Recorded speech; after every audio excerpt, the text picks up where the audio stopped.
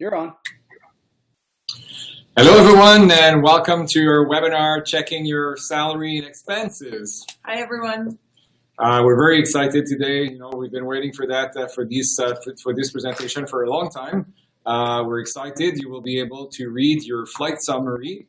First, before we start, we want to explain the system. You can see on the left side, the sidebar, where you could type in your question. You could type into your question as we go along. And of course, we will be answering your questions at the end. We will take all your questions at the end. Also, as you know, this webinar is recorded. So please invite our colleagues to watch it later. You could watch it at any other time. We've been doing many webinars on other subjects like pension and health and safety. So we invite you to watch it. And so today we're excited because we have someone who who's one of our own flight attendants. She has a tremendous experience into reading the pay summary. She's been verifying expenses for our colleagues for a long time. So please welcome with us Danica Long. Hi, Danica. Hi, everybody. How's it going? Hello. Hi. Welcome. Thank you. Thanks for joining us for this webinar. We're really excited to have you as our special guest. Yeah, Thanks thank for you for having accepting. My pleasure. No Thank problem. you. I'm happy to help people out because I know it can be quite complicated to look at all these numbers. Yeah, so we know the flight summary is not an easy document to read. For those of us who've been looking over it for many years, we can kind of decipher it now. And Danica has a PowerPoint presentation that she's going to guide us through how to understand and be able to do it yourself every month to make sure that you don't miss out on any monies owed to you. Okay, let's do this. Perfect. So the first thing I actually just want to mention to everybody that if there is any differences between what I'm presenting and the collective agreement, we just have to give a little disclaimer that obviously the collective agreement is what takes precedence and what holds to be true. So we just have to mention that before we get going.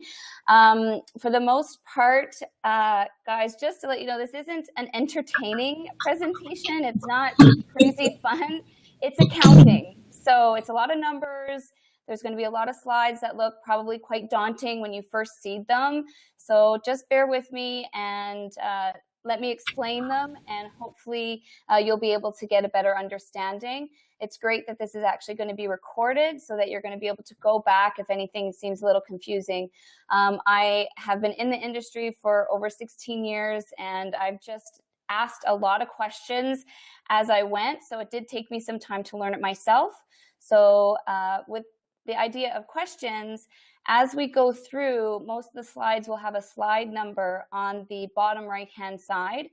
So we encourage you to write down the slide number that you might have a question about. Write down your question, and at the end, when we actually go through and answer some of your questions, that way we might be able to go back to that specific slide and then answer your question, which will benefit everybody. So just wanted to mention that. Let me just see here. Yeah, I think that's all, and we'll just get started. So let me just upload the presentation and we'll get going. Excellent. All right. We'll see Edith and Michelle a little bit later on. Bye, guys. Bye. So just to let all of you guys know, you do have access to going to previous and next slides during the presentation itself. You can also maximize it and minimize it. We're going to go through together. There's certain slides that I do encourage you to maximize because there's going to be quite a lot of information on some of them where you're going to need to see the nitty-gritty lines. So there's going to be some times that I'm going to maximize, but just remember that you can always bring it down if you need to. Okay, so first let's get started and look at where you're actually going to find your flight summary. Keep in mind when it comes to pay, there's going to be two information sections. There's your pay stub, which you would get anywhere else, like any other job. And then today we're going through the actual flight summary part, which breaks down why you're getting the amount that you're getting on your pay stub. So to find it, you're going to go and sign into Aeronet, use your password and your employee number. You're going to then click on the HR Connects button. You'll then go under the pay and compensation section that has a list of items there, and one of those is the flight summary. So you'd click on flight summary, and then it's going to have the selection of various months. So you would then select the month that you're looking for. This is essentially what your flight summary could look like. I know that's quite small, but we'll break this all down for you. And like I said, this is accounting. It's not going to be exciting. So again, bear with me with all of the information that we're going to provide. So at the top of each page, you're going to see something similar to this. We've blocked out some of the information just so you could put in what your information would be. In the top left-hand corner, you can see there's a sequence number. This is essentially for invoicing purposes, and it would cross-reference with your pay stub. Underneath that, you will have your employee number, your name, your qualifications. So for service directors, it would say purser. For flight attendants, flight attendants. On the right-hand side, you can see there's your block number, because everybody actually gets a block number every month. Below that, you can see would be your base. In the middle top, you would have the month in question for this pay summary, or flight summary, sorry. And then below that has the majority of that information that I just stated, except it also has the base zip code. It's a 4-digit number that you would use for company mail and things like that for your base.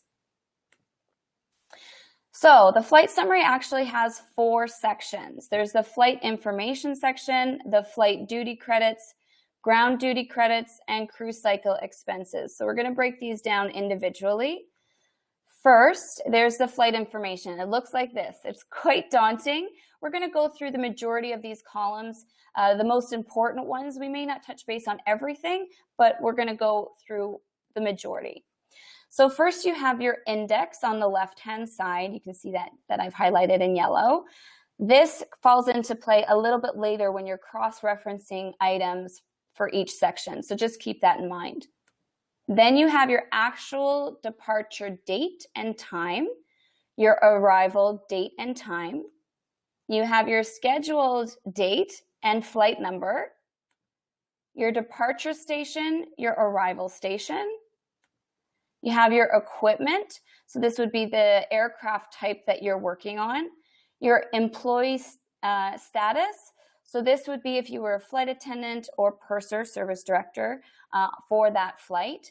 This would also be the section where you could see if, for example, if you were a flight attendant that was moved up with mainline 4 to be the service director on that flight, you would see the difference. It would say flight attendant for the most part, and then on those flights, it would show P for service director that you were moved up.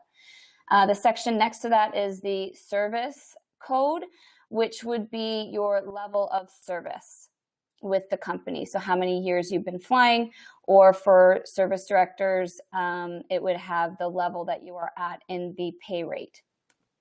Then you have your description section.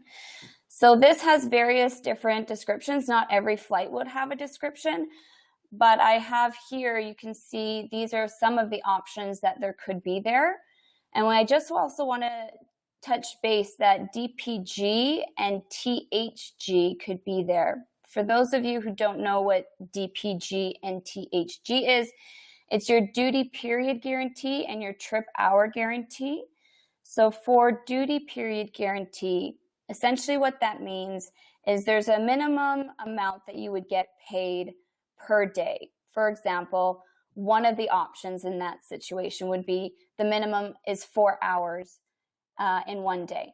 So our pay is actually paid by minutes. So the minimum would be 240 minutes. And let's just say you did a Toronto-Ottawa turn and back. It's not worth very much for the day in flying time credit. So that would be 124 minutes, say. So your DPG would top you up to your minimum. So the minimum of 240. Therefore, your DPG in that example would be 116 minutes. Hopefully that is understood. So the DPG is per day, and the THG is your trip hour guarantee, which is associated with your pairing, because there's rules on how much you would get paid depending on the time away from base and things like that. You can always ask your local for the details on what those situations would be, but just remember that DPG is per day and THG is essentially per pairing. I'm going to go back to the last slide to just show you in blue. You can also see there's an action section. That action section is going to give certain details, and that would be, these are the various codes. There's more than this, but this is the top ones to take note of. Your draft premium, if you were reassigned, your reassignment protection, the code would be there attached to those flights. So then we also have your pay minutes columns. There's day, night, and total. So the night is actually there because in the past, we used to have a night premium. This is not to get confused with the expenses that we get. It was an extra amount, so that it's no longer valid, but it's still on the actual flight summary, sorry. And so that's why I just wanted to touch base on that so you're not wondering what that is for. Oh, I'm not sure why my slide keeps going back. Okay, so then we have the day minutes, which is what the actual flying time was for that particular flight, and the total minutes. Normally this is almost always the same than the day, but I'll go into details a little bit later to why it may not be, and some of those may be zero. But just know that the total is what you were actually given for pay purposes in minutes.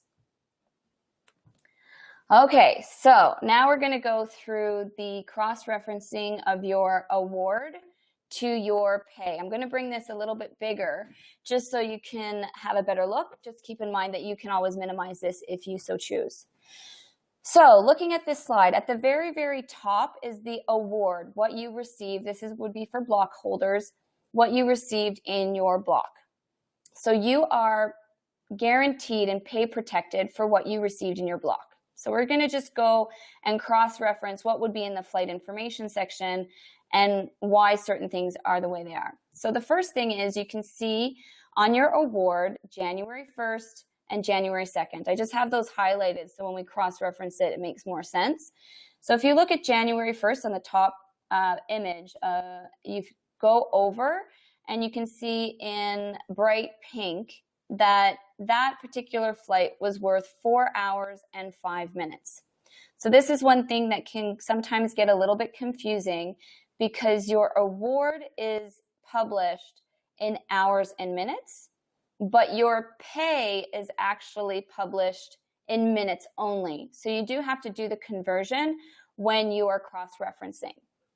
So for this example, 4 hours and 5 minutes, if you multiply it for minutes only, equals 245 minutes.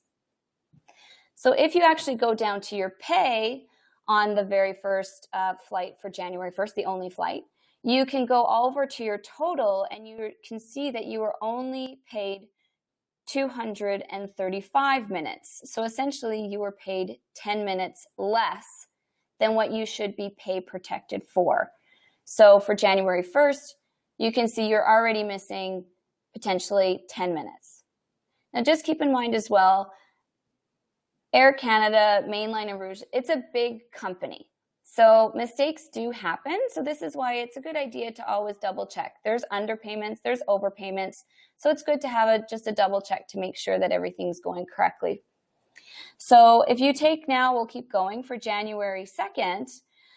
If you add up everything for this day, you can see for your award, 2 hours and 15 minutes would equal 135 minutes. 6 hours for the second flight would equal 360 minutes. And then you have DPG, which I just touched base on. So for that particular day, there was 30 minutes of DPG owing. So you're guaranteed for the day. So that DPG is allowed to fluctuate. It can go up and down depending on if you go over and under, but you should always get paid the minimum or the amount that you were awarded. So if you total that day was worth, or supposed to be, 525 minutes. If you add up the totals for January 2nd, you can see in this example, there was only 521 minutes. Therefore, you were missing in this day 4 minutes. So the total that you were missing for this particular pairing was actually 14 minutes. Another way to do this is actually to look at the total. And if you look at the total, which I've highlighted in blue, in your award, it's 12 hours and 50 minutes. You multiply that by 60 to get your complete minutes, which would be 770 minutes. You add up your total for the actual pay, which is in light pink. You're getting 756 minutes. And there you can see there was a 14-minute total. I do suggest, because of duty period guarantees and other things like that, that you do check every day because things can change. But a good quick reference is check your totals, and then you can continue if you don't see any mistakes. Do I still have you? Hopefully you understood what that was going on. If you didn't, please put down a question, put down the slide that it's associated to, and then we can always readdress it later.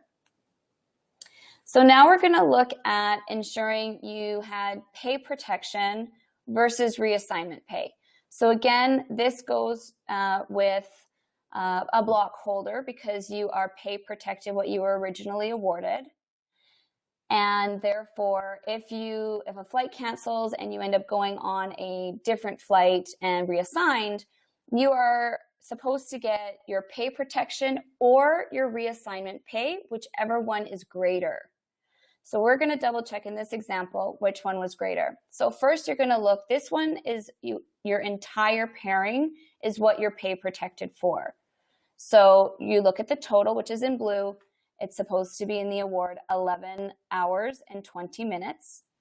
You multiply that by the 60 minutes and you get 680 minutes. That is what you're pay protected for.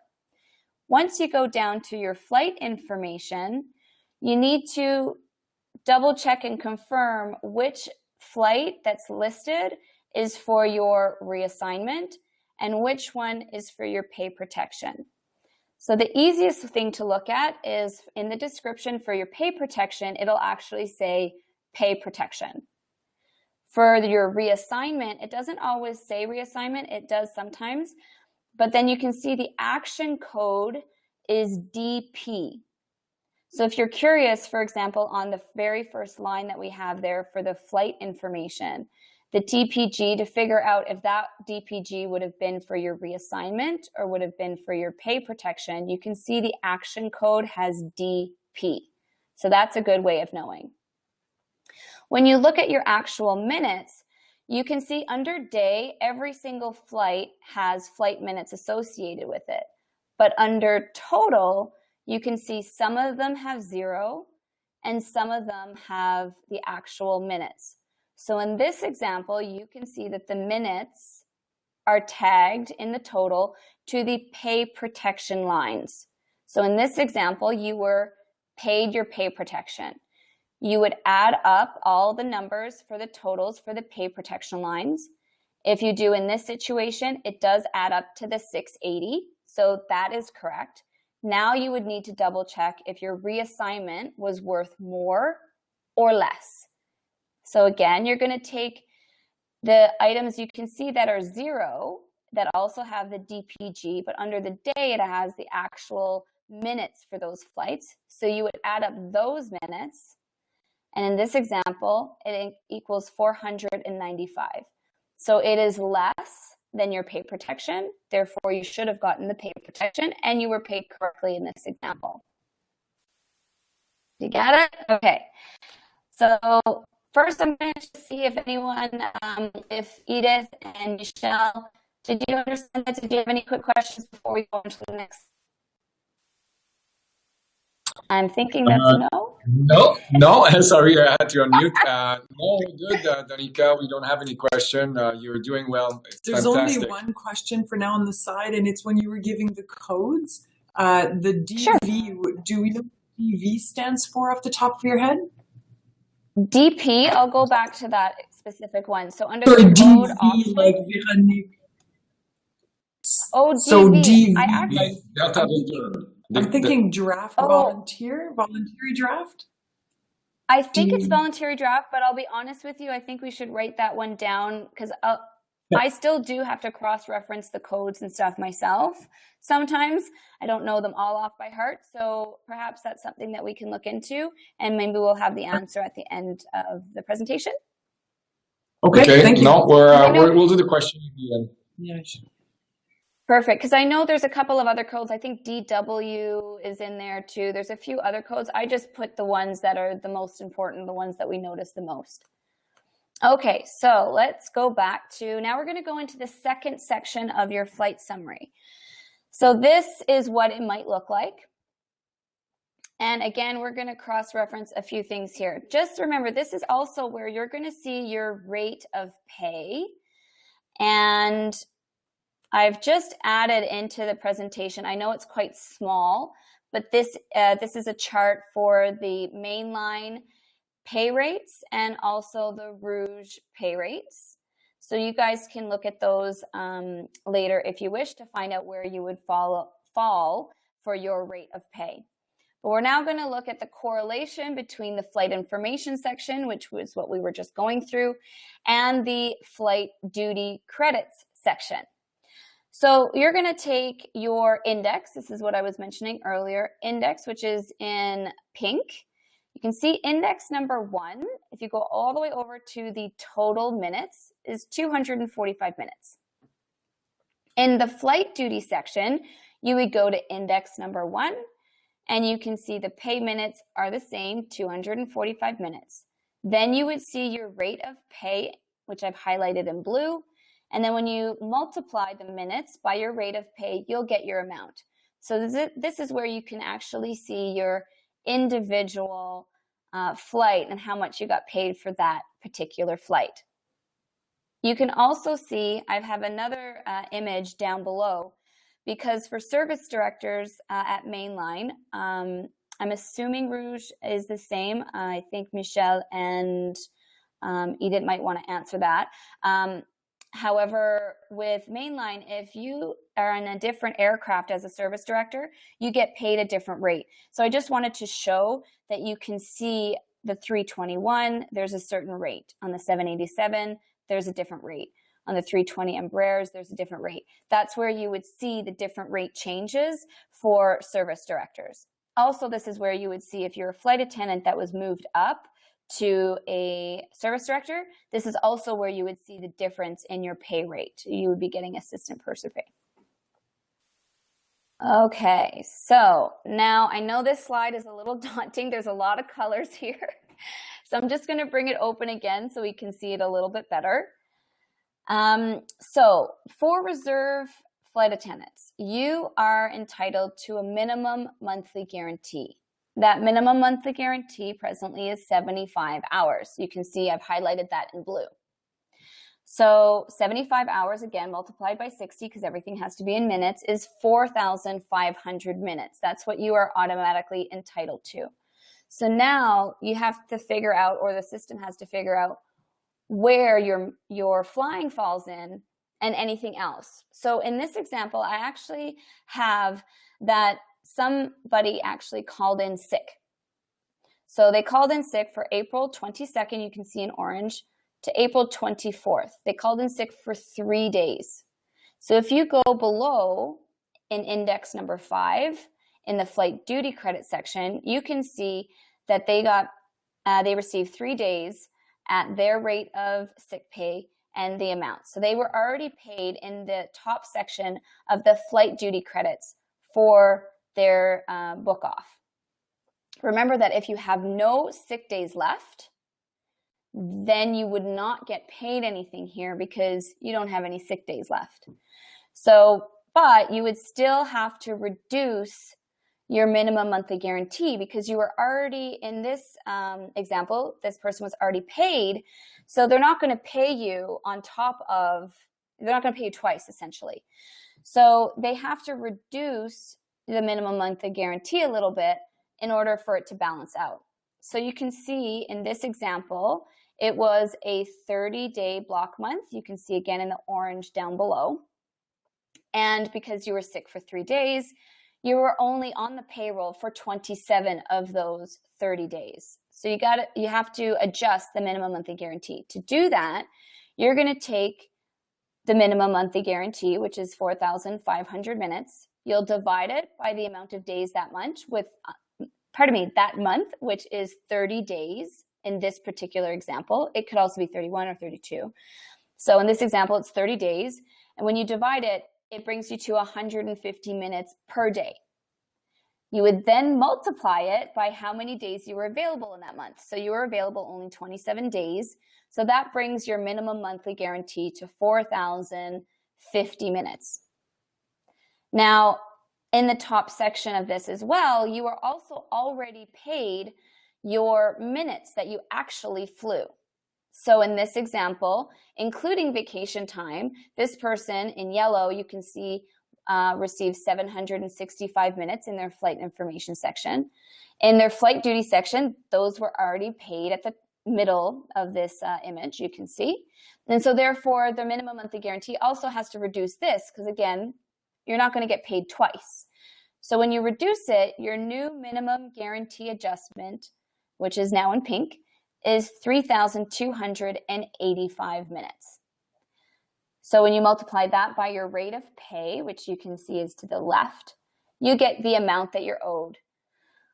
And so if you take this minimum guarantee adjustment total amount and you take your total amount of the flight duty credit section, those two are in green, you'll get your entire flight duty credit total. So this is what you would see for your pay purposes on your pay.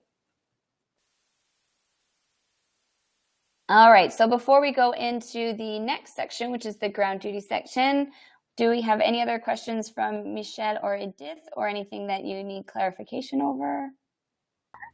Again, if anyone else has questions, please write it down, write down the slide that it was associated with, and we'll hopefully be able to touch base a little bit later. We're good. I think you're doing a great job. Okay, sounds good. Just wanted to keep going. Hopefully I have everyone's attention still. Like I said before, it's accounting in case you've just joined us in. It's not the most fun and entertaining. It is dry for sure, but if you get into a habit of doing this, then hopefully you'll be able to make sure that you're getting paid properly. We'll show you a little bit later as well how, if there is a mistake, what you're supposed to do and how you're going to e-claim. Okay, so now we're going to go into the ground duty credit section. This is something where this is what it might look like. I'm just going to bring this bigger again.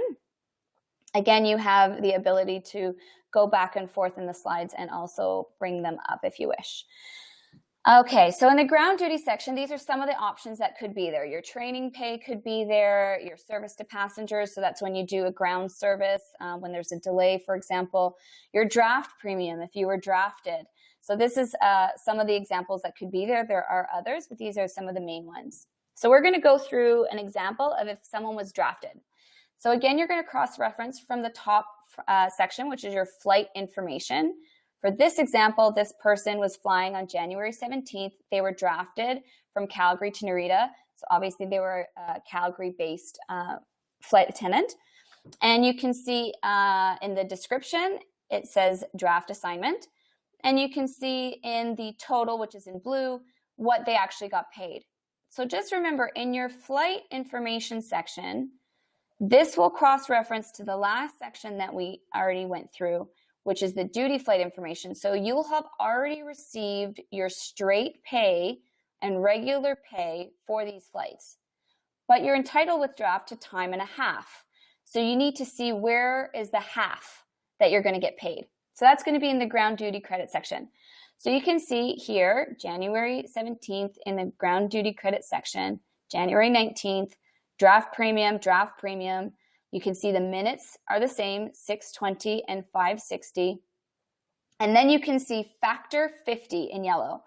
So obviously this is your half. So again, you've already been paid your straight time in the duty section, and this is your time and a half that you get for the draft.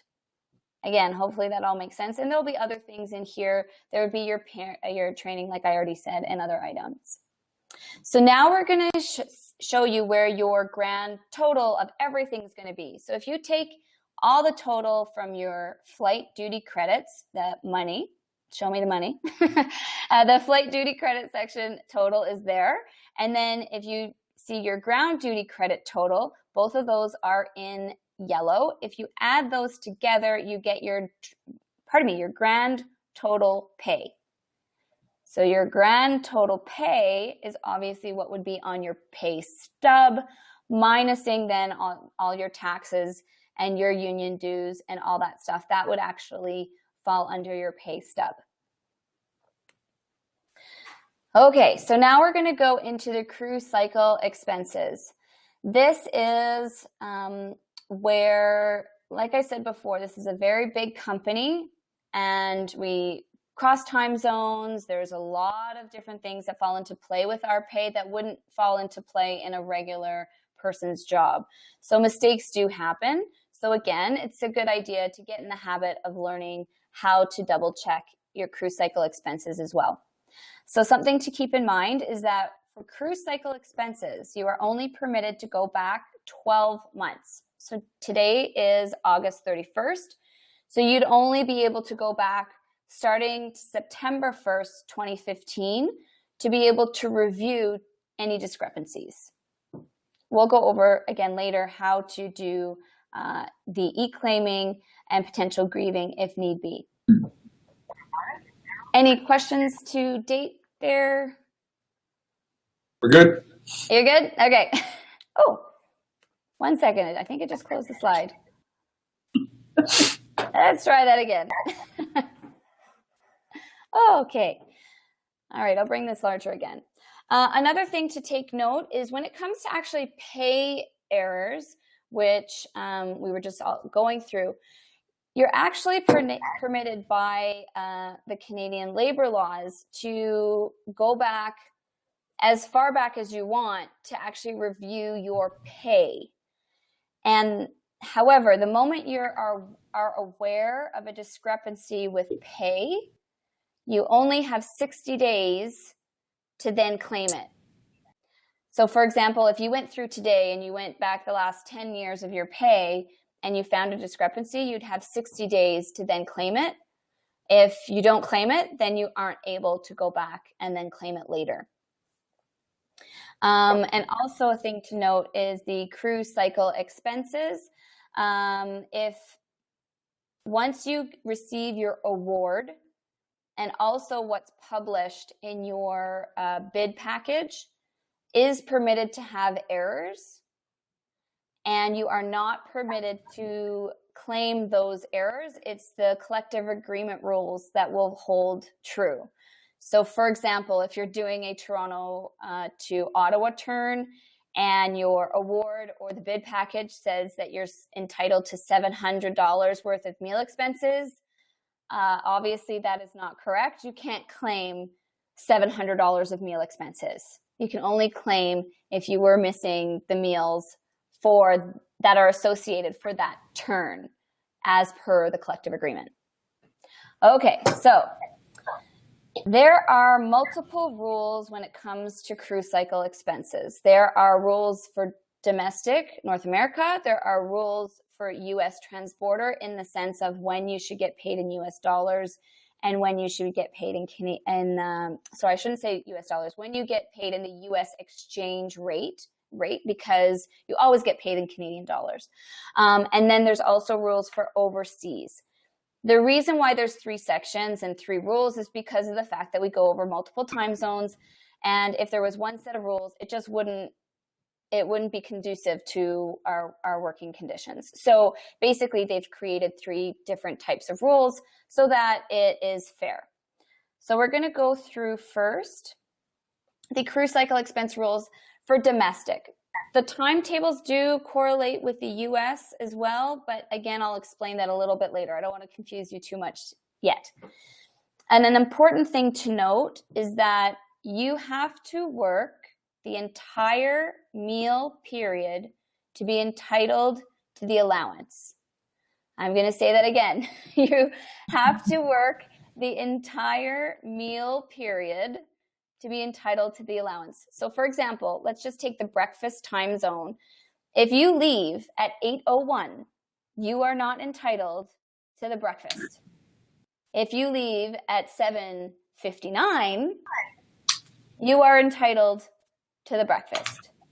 And the same follows suit for every single meal. And for example, for the dinner, let's just say you land and you're back at home base at 1829, you did not operate the whole meal period, so you would not be entitled to dinner. If you landed at 1831, then you work the whole meal period, and therefore you would be entitled to the dinner. So I just want you to make sure you are aware of that. The amounts that are showing here are the amounts for each of these meals that were effective as of April of this year. The amounts did change a little bit over from the collective agreement when we ratified in December, and also from right before that, what they had been for quite some time. So just keep in mind, I've put below the previous dates and what they would have been. But for today, we're just going to touch base on the ones that are presently active. Okay, so let's get started. For this example, this person was a Calgary-based flight attendant. So just remember that, because obviously this would change. So this person, this is a 4-day pairing. They started on April 7th, and they returned on April 11th. Another thing to note is meal expenses are based on your departure and your arrival time domestically. So your check-in and check-out doesn't really fall into play here. It's your departure times. So in this example, April 7th, they left at 1829. So they left during the dinner period. Therefore, they would not be entitled to the dinner period. And the very first snack that they would be entitled to would be, the very first meal they'd be entitled to would be the snack. So you can look down on the cruise cycle expense section, and you can see the first meal that they got was the snack. Now, keep in mind that although this is technically the snack for April 7th, the snack finished at 1 o'clock in the morning. The meal period finished at 1 o'clock in the morning on the 8th, which is why it shows on the 8th line. So you do have to kind of maneuver through the snack and then go backwards when you're organizing and looking at all the meals. When you look, so we know the very first one. Now what we want to do is look at the very last one. We'll figure out the middle later. So for now, you want to look at the very last one. So on April 11th, they arrived at midnight 9. They arrived during the snack period. Therefore, they would not be entitled to the snack for the April 10th.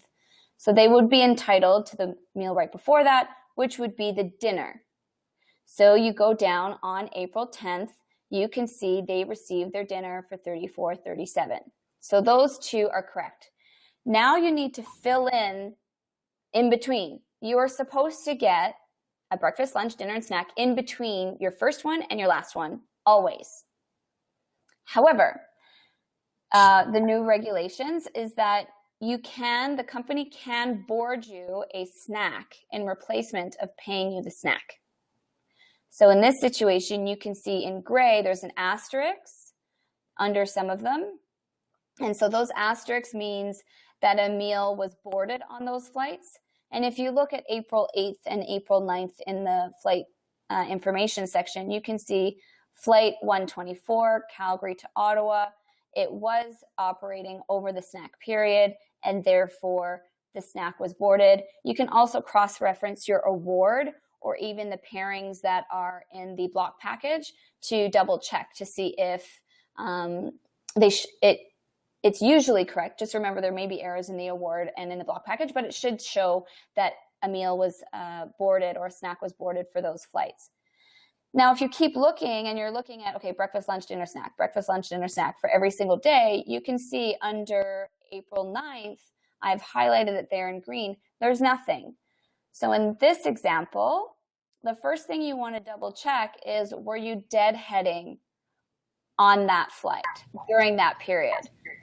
Because deadheading, if you were deadheading, they automatically assume you're in business and that you received a meal, and therefore they don't pay. If you were in economy or you did not receive a meal, then you can pay, claim it. You can ask details later on how you would go about doing that. However, in this example, you can see that you were actually on layover during breakfast, and you should have been paid. So you would e-claim that. So if we go back also now to the cruise cycle expense chart, you can see there in pink, there is a check-in and check-out allowance. This is for mainline flight attendants. And so we're going to pause the presentation for a quick second to just, so Michelle and Edith can go through the differences between Rouge and Air Canada when it comes to this. So mainline has a specific check-in and check-out gratuity allowance. It was just increased in the last round of negotiations. It is now worth $5.05, as you can see in the pinkish purple on Danica's form there.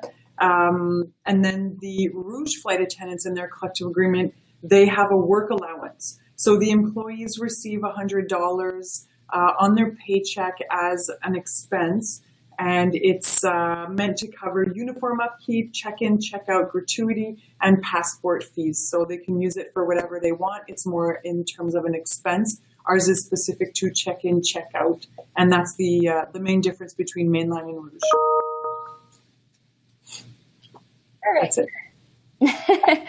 Perfect. So for the mainline flight attendants, when it comes to the check-in, check-out allowance, this is essentially what we use potentially to give tips. That's why we always give tips to our drivers. You can use this for cleaning, in your room, your hotel room. You can use it for tipping towards your server, for example. But that's essentially what it's for. Just like the $100 expenses that the Rouge flight attendants get, that is also what that is for. So it's kind of all encompassing for them. So we're going to keep going. So now we're going to go into the cruise cycle rules for U.S. and transborder flights as well as overseas.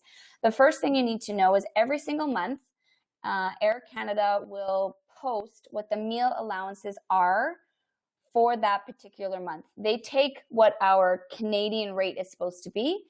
They apply an exchange rate per country, and then they come up with an amount that you're going to get paid in Canadian dollars to be allocated. I know this slide is quite small and even the picture is quite small, but I just wanted to give you a general idea of what it might look like.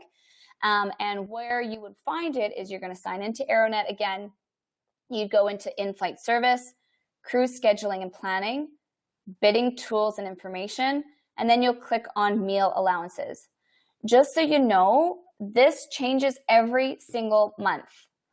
So what I do is I actually go in every month and I will then save it onto my computer so that if I don't have time that month to look through my expenses, because it's actually you get paid the following month for the previous month, then that way I have the chart to be able to cross-reference later when I'm doing my expenses, if I do 1 month at a time, or if I go back 3 months, for example, if I haven't had a chance to go through them, then this is, I have it on my computer to cross-reference.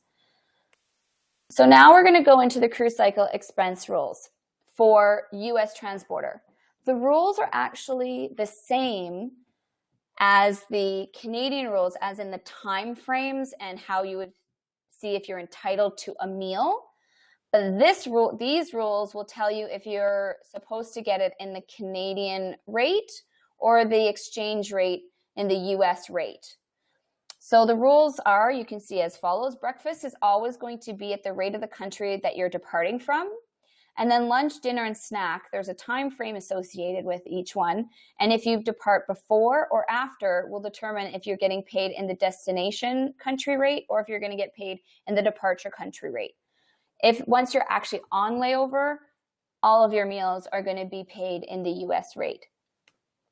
So we're going to go into an example. So once again, you want to find out what the first meal is and what the last one is. So your first one is January 5th, departed at 1948. If you look at the chart, they departed after the dinner period. So the first meal that they're entitled to is a snack. You can see the snack. So then you're going to go again and find the last flight. So in green, you see the last flight. They arrived January 7th at after midnight. Again, this is a Calgary-based pairing. And so therefore, they would not be entitled to the snack. And the last meal that they should get would be the dinner. So again, you can see the dinner was paid. Now you want to just double check because you did get your snack for the 5th. Again, that shows on the 6th. You got your breakfast, your lunch, and your dinner, which is all correct for the pairing. But now you want to just double check that you were paid in the US rate if need be, because this layover was in LAX. So what you're going to do again, so because you're entitled to the snack as the first flight, you're going to go down to the chart and you're going to see you departed at 1948 to go to LA. 1948 is before 2230, or you're going to get paid in the rate of the country of destination, which is LAX. So you're going to get paid in the US rate. In this example, this person was paid in the US rate. Now you're going to go and you're going to look at the dinner. So the dinner would have been the one that you received when you were leaving LAX. So LAX, they left at 1738. Therefore, they left they left after 1730. So they would get the rate of the country of departure, which should have been the US rate. So in this example, they were paid the Canadian rate. So in this example, you would pay claim the difference between the 34.37 and what the dinner rate was on that day. Make sense? Okay, you can rewatch this if you need to. All right, so now we're going to go into the cruise cycle expense rules for overseas. Again, this slide looks a little bit daunting. It's actually not complicated when you understand it. But one thing that you really, really need to understand is that for overseas flights, the meals are based on the layover point only.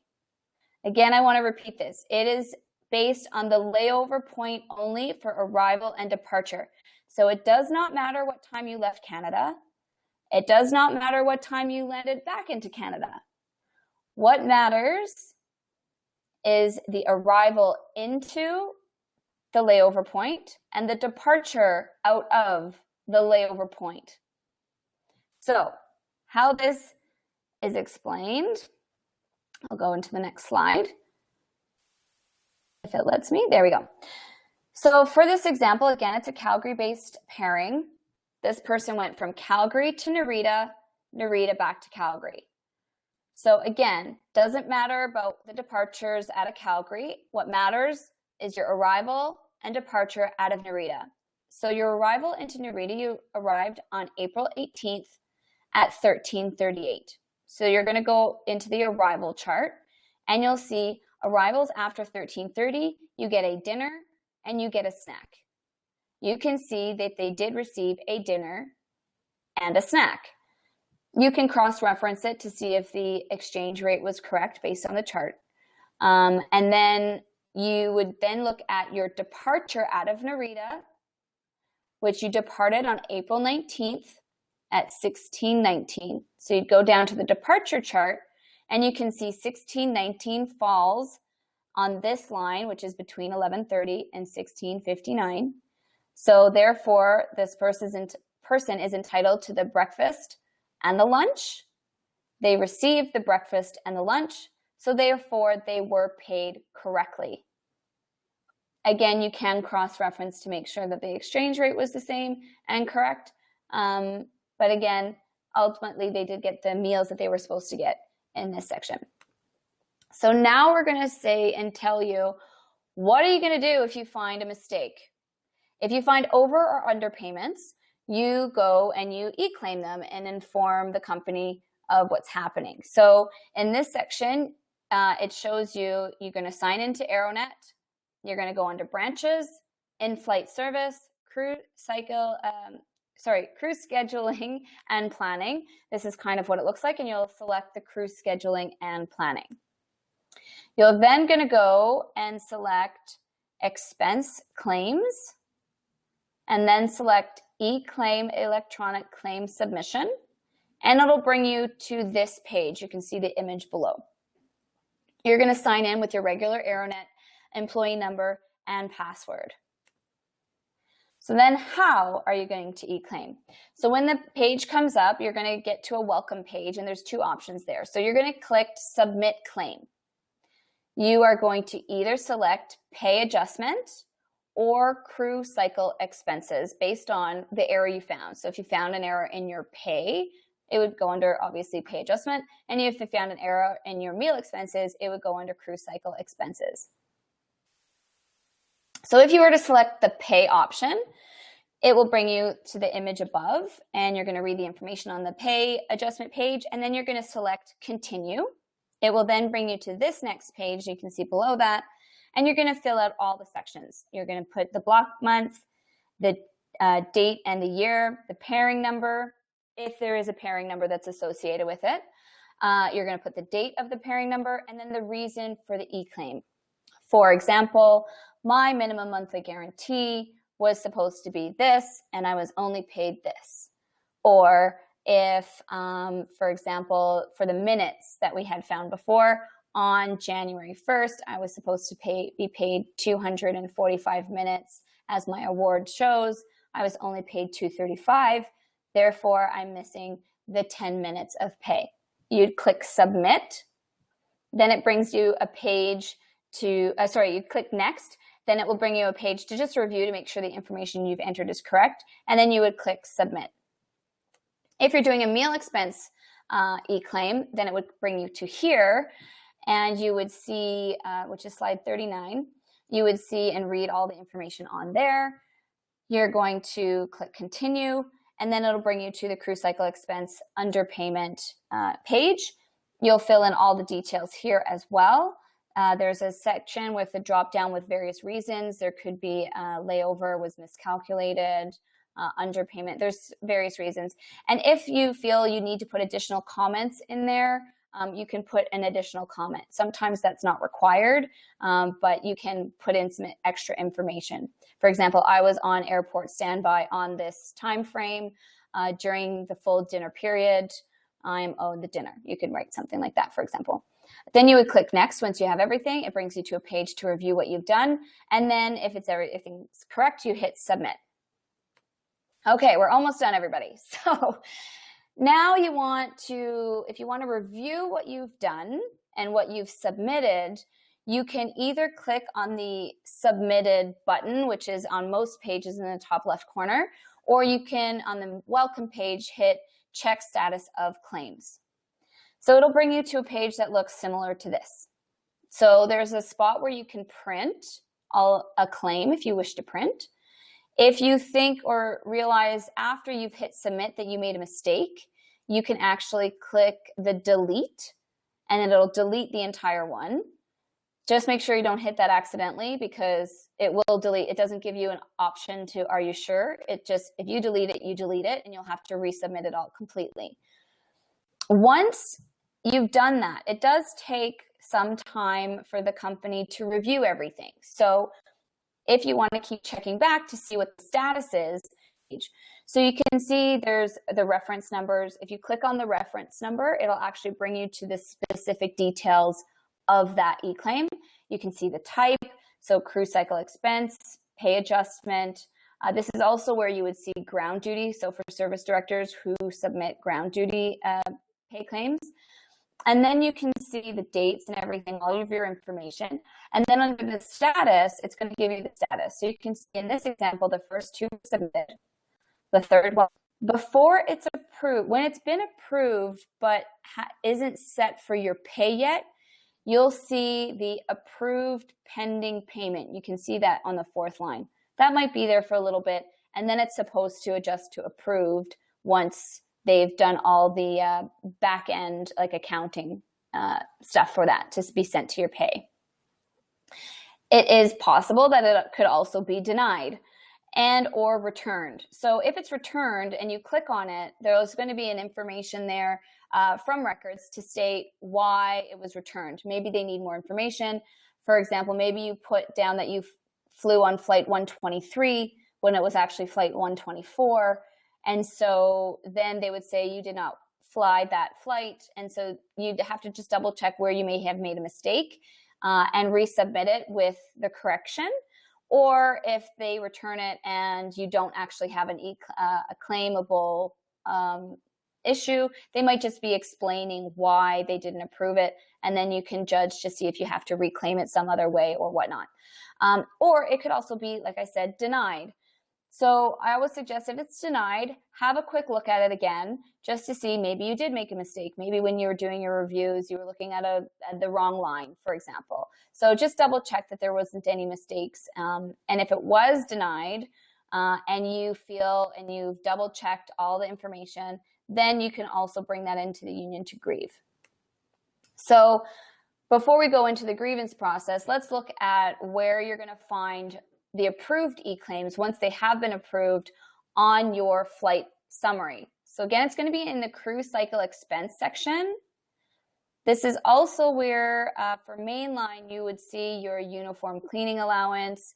Once a year, you'd see your shoe allowance. If you canceled any hotels, you could see a cancellation. And this is, you can see in green, where you would see the pay claim expense adjustment. I'm just going to reiterate what Michelle and Edith mentioned earlier. Unless do you guys want to touch base on that again about the allowance for Rouge? Sure. First, the allowance for mainline, like you were explaining, we have for the shoes, $120 per year that is paid on July. It should be on your paycheck on July 17. For the Rouge members, the first pair of shoes is fully paid by the employer, and any replacement after is equally shared at 50%.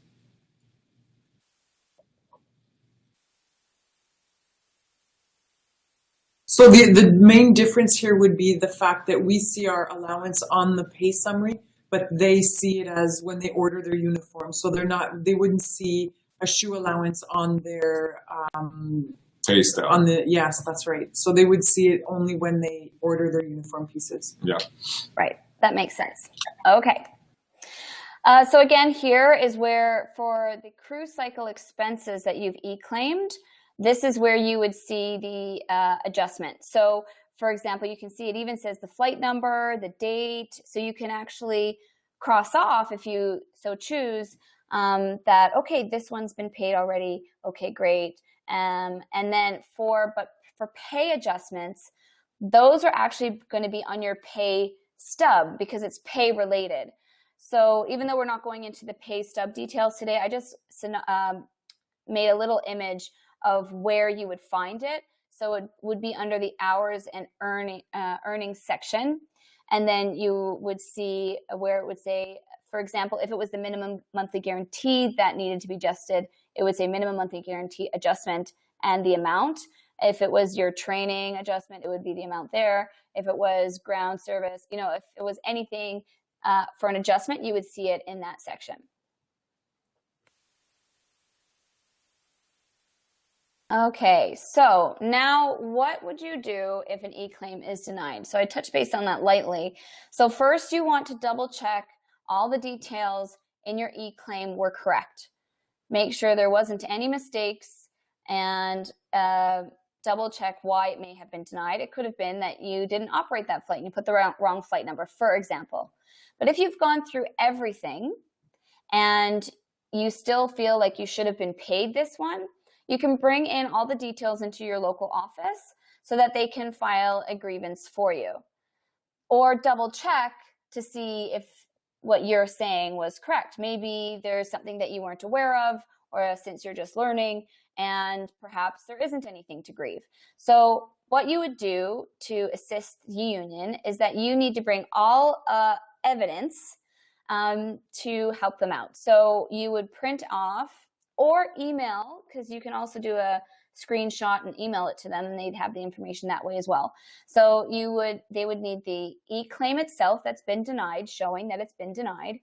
You would need the flight summary that's associated with this denied claim. So for example, if you did an October 30th of last year, you would need October 30th pay summary. And then you would also need the pairing associated with this e-claim. So if you just have it on Globe only, that's great. If you're a block holder and have it on an award, it's always nice to have both. The more information you can give them, the easier it will be for them, and potentially the faster to find out if you do actually have a case or not. You'll need to explain what you think you are missing, and then they may require you to fill out a grievance form. That's it. So easy, right? So again, just remember, guys, this is a lot of information. You're not expected to learn this and instantaneously look at your pay and just be like, okay, this makes sense. It's a learning process. It takes time. It's accounting. It's not fun. But if you do this and get in the habit of doing it, there's a potential that you might end up putting more money in your pocket that could be owed. That's it. Thank you, Danica. Thank you, Danica. Great presentation. Thank you. At the local, I had, just a side note, I had to deal with looking at people's pay summaries a lot, and I found that one of the easiest ways to do it was to look through the list of flights and put a line through where the pairings ended. It's just a simple trick, but it really helps to differentiate the pairings from one another. So absolutely. Well, that's why using a highlighter is really great. I mean, if you print it, if you end up printing it out and then highlighting things, that's what I used to do before things were on the computer. Yeah, aging myself a little bit. But now that it's on the computer, I'll actually use the highlighter option on the computer, and then I highlight the sections when I finish, then I take it away, and then I just keep going that way. So it ends up being a lot easier visually to figure it out, which is why I highlighted it on the presentation, because that's what I do. Great. Okay, so before we go with the questions, I want to tell everybody that was online who called in over the phone, we will be sending you first this presentation shortly with the link, but also we will send a link with download a PDF. You will be able to download the presentation and get all the information so you could read as your own pace. So we will send you that shortly. So maybe we want to start with some of the questions. Okay, so our first question is, as a service director, are DPGs paid at rate of aircraft operated? Yes, I would say. Yes. Go ahead, Danica. Sorry, go ahead. So just like vacation, so please correct me if I'm wrong with this, but this is what is my understanding. Just like vacation, so if you worked only a 767 the entire month and then you had vacation, you would get paid 767 pay for that vacation. Same thing with your if you're on reserve, your minimum monthly guarantee, there's supposed to be a calculation. They're supposed to give you the average. So if you work prorated. Right, prorated. So if you worked 50% on 767 and 50% on Embraer, for example, then they will do the 50% conversion of each of those rates, and that's the rate that you would end up getting. So it is my understanding when it comes to for the day, the same thing kind of follows suit, that if you have 3 different aircraft types, then you get the DPG based on those 3 aircraft types, the average of. Yeah, that's correct. Your pay, that's your... For the duty period for which the DPG credits are from, yeah. That's right. It. And same thing with THG. They would take that into consideration. Well, there was a question, will we be able to see this again? Of course, Michelle just explained how we're going to send this all out to you. Next question is it correct that on an all-nighter, there's a dinner entitlement? As per the bid packages showing a dinner for AC 156. So my go ahead. Go ahead, Edith. I was just going to refer them to the collective agreement in Article 70201. This is where we find the meal periods. So go on, Danica. So this has just come up recently, and to be honest with you, we're trying to get some clarification on it. It is my understanding that in the past, on those all-night flights, you would get your snack allowance, and as a nicety, the company would board you a special dinner, just because a lot of things aren't open, and therefore they are giving you some nourishment. With the new changes, they still, it shows up in the award that you're supposed to get the dinner allowance and the snack, but I don't believe that you're actually entitled to both, because that boarded dinner before was the company being nice and offering it. So at this stage, what you're entitled to is the meal chart, which is the snack. You would be entitled to having the snack if a snack was not boarded, but you would not be entitled to claiming the dinner that is no longer boarded, even though it shows up in the award as an allowance. We are trying to get some clarification on that, but I'm about 95% sure. Hopefully that answers. Danica's right. It is. We are having conversations about this since the change. There was a past arbitration that's being referenced and everything. So we're in discussions with the company to see how that dinner that we used to receive at night is to be applied now that we are receiving expenses. So you're absolutely right, Danica. And as soon as we have an update on that, we will definitely share it with everybody. Okay, so our next question is, I'm curious about the red-eye dinners too, because I work a lot of them and understand from December 15th onward, the company wasn't always paying out the red-eye dinner. So same question as we just answered. Next question, why do pilots get higher expenses on the exact same pairing? They shouldn't. Yeah, no. Unless you calculate, sometimes you have premium flights or night flights, but in terms of meals, we have the same meal per diems. Yeah, and I think essentially what I would say to this, and please guys correct me if I'm wrong, I'm not a union rep, so just please correct me. It's like everything. They've put certain things in their collective agreement, and we've put certain things in our collective agreement. We've negotiated differently. So there was a point that I believe we were actually getting paid more than the pilots were for meals, because that's what we negotiated. So if there is a discrepancy, then that would be why, because it's a different negotiating contract and it's different information. But this is the meal expenses is one of those sort of Me Too things in our collective agreement. So there's actually a clause at 70204 that says the amount of the per diem meal allowance will in no case be less than provided to other flight crews. So maybe you're right, Danica. Ours maybe protects us in that it can't be any less than theirs.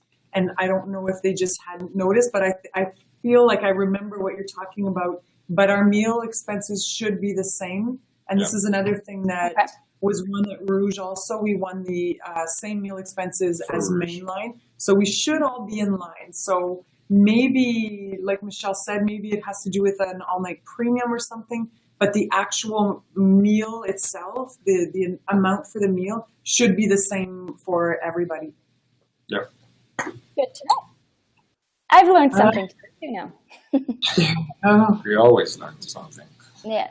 Another question is, would it be possible to request records to reference the claim reference number and the exact amount of adjustment to ensure the claim is adjusted properly? It saves everybody a lot of time and troubles. I'm not sure you can answer that, Danica, so I'm going to take a crack at it. Yep.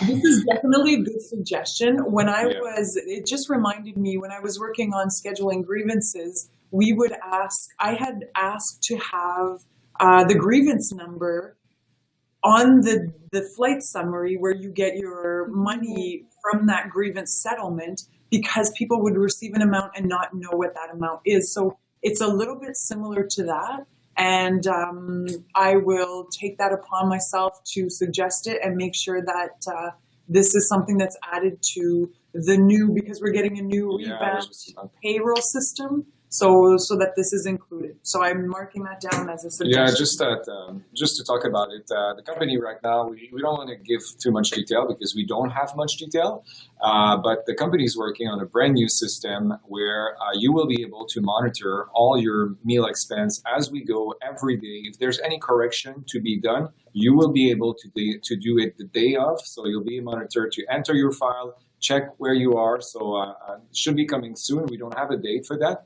but it will simplify our work. And also the company agreed that they don't want to see any more mistakes. They realize that this is problematic and they want to fix it once and for all. So there's a new system coming.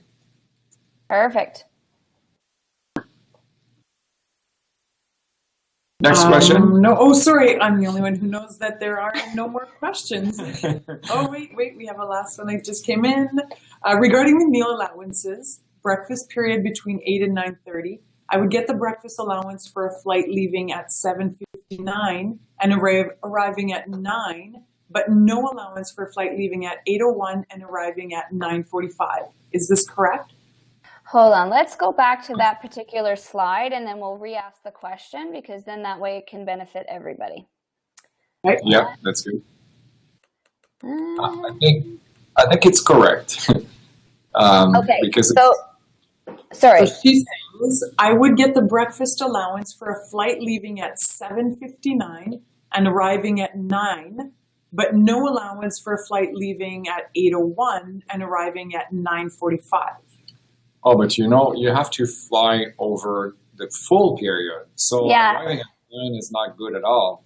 You must arrive at 9:30 or 31. Well, it depends on where this person or he is going, because if the question is you're leaving, for example, you're leaving Toronto and you're going to Ottawa.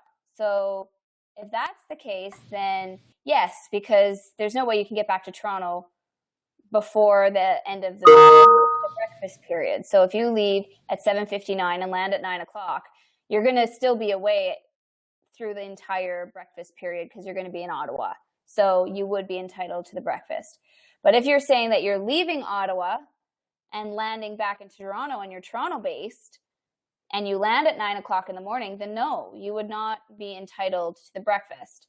But if you land at 9:45 back into Toronto, then yes, you would be entitled to the breakfast. That's a very good example that you're giving. And the reason, for example, in Toronto, that would be in a situation where Toronto is your home base. So therefore, you would be finished before the 9:30 period. So therefore, you wouldn't get the meal in that situation. That's right. So that's important to note, that the times for calculating the meals must be based on your home base time. Your base. That's so right. Not local. If you're in Vancouver, based in Toronto, it's not local time. It's and this, if anybody remembers, this is the result of the famous tummy time issue. Okay, so we have one more question. Where do I find the previous month's chart for transporter?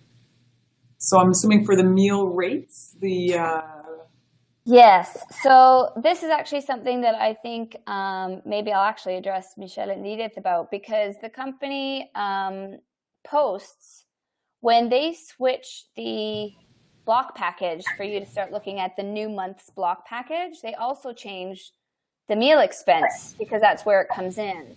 So online, you only have the block package that's most available. You only have the expense chart that's most available. So that's why I was suggesting during the presentation, every month I go in and I actually I download it and I save it so that I have access to it. Perhaps that's something that the company might be able to do, is actually create a meal expense chart where it will always have the last 12 months. That's a good suggestion. Yeah. I know that at the local in Toronto, we used to scan all the block packages. So I believe they have them at the local. So for anybody who is deciding to go back several months and you do not have this information, and like Danica just said, it's not available, go to your local office. Chances are they have the chart there as well, but definitely a good suggestion to have a one-stop place that you can just find all of these months for several months to go back. Yeah, okay. But we'll take your suggestion away, Danica. Thanks. One more thing to note is we had a private question about calculating time. And this is something that you get used to calculating time. But let's say you have 2 hours and 15 minutes of time and you're trying to know how many minutes that is. you do times 60. You have to do 2 hours times 60 minutes, 60 to give you the number of minutes, and then you add the 15 minutes. Yeah. And there are apps out there now to help you calculate time. So you can actually put in 2 hours and 50 minutes equals how many minutes. So there are a lot of fun tools out there that you can use to calculate time. Because do you know what's the it's app? as easy as Do you have an app? It's called Time Calc. So TIMECALC. That's the one I have, and it works great. For but I'm sure Android? there are many out there. Yeah. You know what? We'll add it in our bulletin with the PDF file. We'll have the link for the presentation and also the app that I did just suggested. So first, Danica, I want to thank you. You're your file upside down. You're so professional. It was a pleasure having you with us. And to all of you, we want to thank you for your participation. We have more of these webinars coming. Next month, we want to do the subject that we will select is an update. We want to update you on everything that we have been negotiated, that we've been working hard this summer. I want to take this opportunity to thank you for your patience, for all the automated items that are coming for the fall. So thank you for your patience. But next month, we're going to do an update on everything. Every items for Rouge, every items for Mainline. We'll update you with dates, when to expect all these items next month. And also, we're going to try and make another webinar this was for the flight summary, but we'll try and do one for the pay stub. So the pay stub is where you see all the deductions, the taxes, if you have personal insurance through the company, and all of these. So we'll try and decipher through that document on another webinar. I just wanted to also, before we wrap up, just to remind people that a lot of the information that we have here is in the collective agreement. We have LOU 43. LOU 43 is for the overseas meal entitlements. So that was the difference. The domestic and transporter meal entitlements are in Article 7, 702, and 702-0101. And also there's a great document that we'll try to attach to our email that's coming out to you. It's called The Mystery of Meals. It was produced a while ago, but it's very informative. Useful. And it helps us decipher all of those things that Danica was explaining to us earlier. So we'll have all that information for you in the same place. Excellent. So thank you, everyone. Thank you. Danica, anything to add before we leave? I was just going to say, if you guys have any additional questions about your own schedule, about anything like that, to make sure your PBS reps are there for questions, your locals are there, you can email Component, and then hopefully they will be able to assist you and do what I did. I just kept asking questions and learning as I went and learning when things changed. And yeah, I think it's so important, which is why I was happy to do this presentation. It's really important for everybody to learn this information, even though it's boring, to just learn it. It's not. It's money. Show me the money. Thank you, everyone. And thank you for watching your webinar. And see you soon. Bye, everybody. Thank you. Bye.